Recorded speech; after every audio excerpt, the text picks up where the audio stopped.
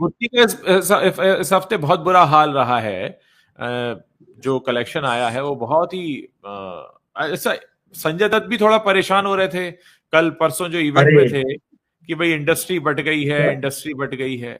इस फिल्म की रिपोर्ट्स पढ़ी मैंने, अभी तो फिल्म हाँ। देखने की हिम्मत नहीं हुई, लेकिन देखी जाएगी। इतने खराब रिव्यू इस फिल्म के आ रहे हैं, और इसका ट्रेलर देखा था, मतलब मैं सोचता हूँ कि भाई क्या हाँ। सोच के ये लोग स्टोरी को सिलेक्ट करते हैं कि हाँ। एक वो कोई दिल्ली में कॉलेज है जहाँ पे वो वैलेंटाइन पेड़ है, आई थिंक ऐसा कुछ हाँ। तो भी है दिल्ली में कोई हाँ। कॉलेज। हाँ। और हाँ। वैलेंटाइन के समय वहां वैलेंटाइन देवी की कुछ पूजा हाँ। वगैरह थी, एग्जैक्ट मुझे याद नहीं आ रहा है। हाँ। उसी तरह का कॉन्सेप्ट है कि एक कॉलेज है, वहां पे एक पेड़ है, वो वैलेंटाइन देवी है या क्या है पेड़, और उसकी वहां पूजा होती है वैलेंटाइन के दिन में। और पिछले 4-5 साल में या 8 साल में 4-5 लोग आत्महत्या कर चुके हैं वहां पे। संजय दत्त भूत भगाने वाले बाबा बने हुए हैं। फिर एक लव स्टोरी भी इधर चलती है, तो उनकी अपनी भी लव स्टोरी कुछ भूत भूतनी के साथ जुड़ जाती है। उस पे जो पेड़ जो जिसको वैलेंटाइन देवी मान के पूज रहे हैं, वहां शायद भूत है, और संजय बाबा जो है वो आते हैं उस भूत को पकड़ने या भगाने के लिए। तो शायद उनका कुछ पुराना कनेक्शन निकल आता है। मतलब इतना नॉनसेंस आइडिया है ये, अब इसके ऊपर आप फिल्म बनाए।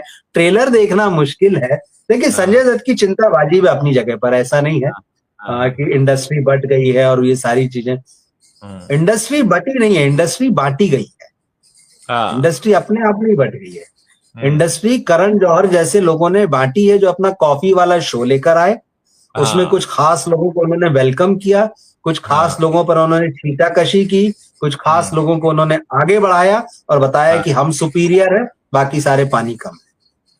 ये हाँ। बांटी गई है।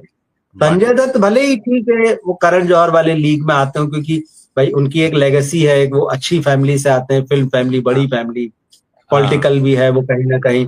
अब करण जौहर उनको तो दबा नहीं सकते, करण जौहर उनको बिल्कुल। साइड लाइन तो कर नहीं सकते, तो करण जौहर की भी मजबूरी कि भाई उनको लेके चलना पड़ेगा। लेकिन ये जो सारा कुछ हुआ है, ये इंडस्ट्री बांटी गई, अपने आप नहीं बटी। पहले तो सब बराबर होते थे, हाँ। हाँ। अभी क्यों ऐसा अचानक ये हो गया है? और उसके हाँ। बाद पूरी बेशर्मी से जो आप ये नेपो किड्स को लॉन्च करते जा रहे हैं। हाँ। शाहरुख हाँ। खान कल वो वेव्स में कह रहे नहीं, मेरे लिए तो ये डिबेट जो है, मुझे एग्जैक्ट वर्ड्स याद नहीं आ रहे हैं, तो मतलब इस डिबेट का कोई मतलब नहीं, उनका कहना है कि इनसाइडर वर्सेस आउटसाइडर। भाई अब हम्म। आपके बच्चे लॉन्च होने वाले हैं, तो आपको इस डिबेट में कुछ नजर नहीं आएगा। हम्म। और आप भी कितनी रसूखदार फैमिली से आते हैं, ये भी सब जानते हैं। बिल्कुल। भैया जब आपके पास सारी चीजें हैं, आप अपने बच्चों को लॉन्च करने वाले हैं, आप नेटफ्लिक्स के दरवाजे पे खड़े हो जाते हैं, तो आपका वेलकम होता है। तो आपके लिए इस डिबेट का कोई मतलब नहीं है। लेकिन वो जो नीचे वो जमीन पे खड़ा डिबेट होकर शाहरुख खान के स्ट्रगल लिए कर हो रहा भी नहीं है, रही है ना, वो डिबेट शाहरुख खान के लिए हो भी नहीं रही है। वो शाहरुख खान के लिए नहीं, वो होगी, उनके बच्चे जब हम्म। आएंगे। हाँ, वो तब लोगों होगी। को समझा रहे हैं हाँ। वो अपने भाषण में लोगों को समझा रहे, नहीं नहीं, मतलब आजकल लोगों में आ गया कि मैं हाँ। दिखूं, सब मुझे देखें। मतलब ये अच्छी चीज है, पर लेकिन फिर भी आप उसका लेक्चर दे रहे हैं। तो आप अपने बच्चों को समझा लो ना कि भाई जो आपकी बेटी फिल्म में आने वाली है, कह रहे बेटा हम्म। इसमें क्या रखा है कि लोग मुझे देखूं, मत पढ़ो पीछे मुझे देखूं। लेकिन आप तो हम्म। खुद भी, आपको भी देखना है हमको, और फिर आप कह रहे हैं आप मेरी बेटी को भी देखो। इस तरह हम्म। की चीजें ये लोग करते हैं ना, ये लोगों को समझाते कुछ हैं और करते कुछ हैं। तो ये हम्म। बॉलीवुड अब उतनी इजी जगह नहीं रह गया है कि आप इसको बहुत सिंपल ढंग से एक्सप्लेन कर सकें। देखिए, तो राजनीति इन्होंने संजय खुद ही दत्त, घुसा हाँ, दी है यहाँ पे, पॉलिटिक्स तो खुद ही घुसाई है इन्होंने। खुद आज ही अगर घुसाइए, संजय दत्त बिल्कुल खुद ही।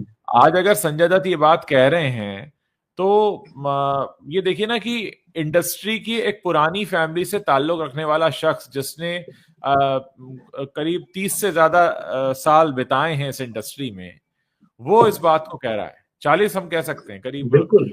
अर्ली 80s में लॉन्च हो गए थे संजय दत्त।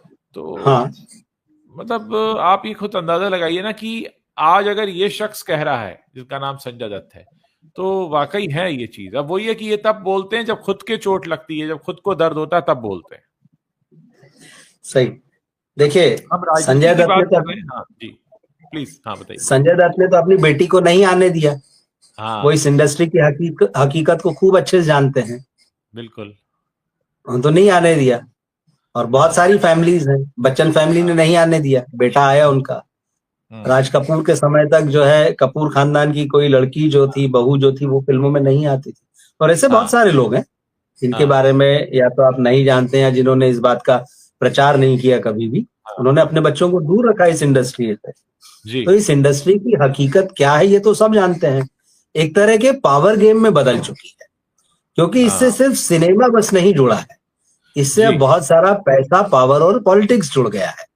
तो इसमें ये बस नहीं कि हम पर्दे पर आ रहे हैं और अपना टैलेंट दिखा रहे हैं, उतनी बात होती तो बात अलग थी, फिर आपको इतनी सारी बातें करने की जरूरत नहीं पड़ती।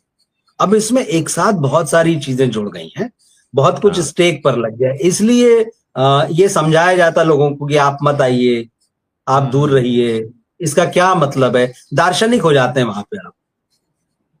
लेकिन आप अपने वालों को जरूर प्रमोट करते हैं, और जिनको नहीं देखना चाह रही पब्लिक, उनको भी करण जौहर बार बार लेके आते हैं, इसी को देखो, इसी को देखो, इसी को देखो।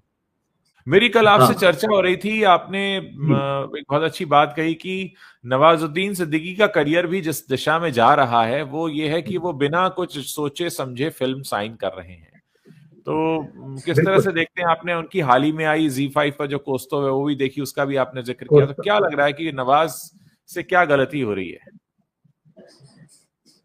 देखिए क्या होता है ना, जिस लेवल पर नवाज हैं या कोई भी एक्टर उस लेवल पर होता है, तो वो अकेला जिम्मेदार नहीं होता, मतलब फाइनली तो वही जिम्मेदार होता है, लेकिन उसने अपने आसपास कैसी टीम बैठा रखी है, कैसे चमचे बैठा रखे हैं, कौन लोग उसके बारे में चीजों को तय करते हैं, क्योंकि वो तो सब कुछ तय नहीं करता है, क्योंकि वो फिल्म में काम करने के अलावा भी बहुत सारा आनंद ले रहा होता है, तो वो आनंद में फंसा रहता है और उसके आसपास बहुत सारे खेल हो जाते हैं। अब नवाज की बात जहां तक है ना, नवाज की फिल्मों का सिलेक्शन बहुत गलत है। एक तो क्या हुआ ना, उनको थोड़ा सा एक वो इंटरनेशनल सिनेमा वाला चस्का लग गया, उनको लगा कि यार मैं तो बहुत बड़ा इंटरनेशनल स्टार हूं, मेरे अंदर वो चीज है, और मेरे मतलब वो आप उनसे बात करेंगे तो वो विदेशी फिल्मों के बारे में, विदेशी फिल्मकारों के बारे में ही बात करेंगे। मेरी जब भी बातें हुई, हालांकि इधर 4-1 साल हो गए शायद उनसे बात नहीं, लेकिन उनका एक, और खैर उनका लेवल वो है, मैं बिल्कुल मना नहीं करता।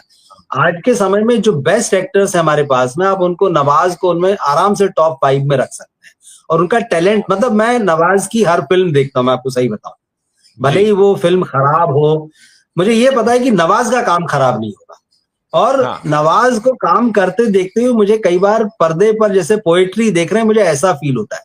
कोस्ताओं में भी कुछ सीन है, आपको लगता है कि जैसे कोई कविता चल रही है पर्दे पर, आप उसको देख रहे हैं, वो इतना फ्लॉलेस होते हैं, तो उनको देखना तो बहुत अच्छा लगता है। लेकिन फिर बड़ा दुख भी होता है कि ये कलाकार जो है हमारी आंखों के सामने खराब सिलेक्शन की वजह से, अब चाहे वो उनका सिलेक्शन हो या उनकी टीम का सिलेक्शन, वो लगातार डूब रहा है, लगातार जो है वो सिंक होता जा रहा है धीरे धीरे, और कैरियर वाइज भी, और कई बार होता है आपकी पर्सनल लाइफ की प्रॉब्लम्स होती हैं, वो भी हावी हो जाती हैं, तो उसने एक तो उनकी इमेज को भी बहुत नुकसान पहुंचा है। वरना सोचिए, नवाज ने जिस जगह से शुरू किया, मतलब लगभग एक्स्ट्राज जैसे कैरेक्टर से, और उसके बाद वो आमिर के साथ आते हैं, शाहरुख के साथ आते हैं, सलमान के साथ आते हैं, और वो लोग बड़े गर्व से इनको अपनी फिल्म में लेते हैं कि यार इसके होने से हमको सपोर्ट मिलेगा, और सच है ये। नवाज के साथ अगर स्टार्स काम करते हैं तो उनको पता है कि ये पैरेलल है। नवाज जिस भी बड़ी फिल्म में आए, वो ऐसा नहीं आए कि सेकेंडरी हैं, वो पैरेलल हैं। उन्होंने खलनायकी भी की, उन्होंने हर तरह, मतलब रोल की तो खैर बात ही करें, तो उन्होंने साबित किया खुद को। और जो अलग अलग फिल्में भी, जो अलग तरह की जो फिल्में, जैसे उनकी फोटोग्राफ फिल्म बहुत प्यारी है, मुझे बहुत पसंद है। रमन राघव, मतलब उनके जैसा परफॉर्मेंस जो दिया है वो कोई नहीं कर सकता है। तो इस जैसे कोस्ताओं में भी, लेकिन बात वही है कि उसके अलावा आपने ऐसी ऐसी फिल्में सिलेक्ट की हैं कि आम आदमी उसको देखना ही नहीं चाहता। जब आपने आम दर्शक से अपना कनेक्ट खत्म कर लिया है, जब आपने ये सोचना बंद कर दिया है कि आम दर्शक क्या देखना चाहता है, वो काम मैं करूं, और अगर मैं वो नहीं करूंगा, भाई एक नेता क्या करता है, एक नेता जो है वो कैसा भी हो, अपनी नेतागिरी में ये जरूर ध्यान रखता है कि पब्लिक मुझसे क्या चाह रही है और क्या सुनना चाहती है। वो वोट दे न दे, उसको ताली बजवा लेता है ना, उसको पसंद नापसंद करे, लेकिन जिस वक्त तो सामने होता है वो ताली बजवा लेता है। तो वो कनेक्ट है। नवाज ने सोचा, या नवाज जैसे जो एक्टर होते हैं वो एक ऐसे बबल में चले जाते हैं कि यार अब हम तो बहुत बड़े आदमी हो गए, अब हम बहुत बड़े कलाकार हो गए, हमारा लेवल अलग हो गया है, हमारे लेवल के लोग यहाँ पर नहीं है, उनको हमारी बात समझ में नहीं आएगी और हमें उनकी सुनना नहीं।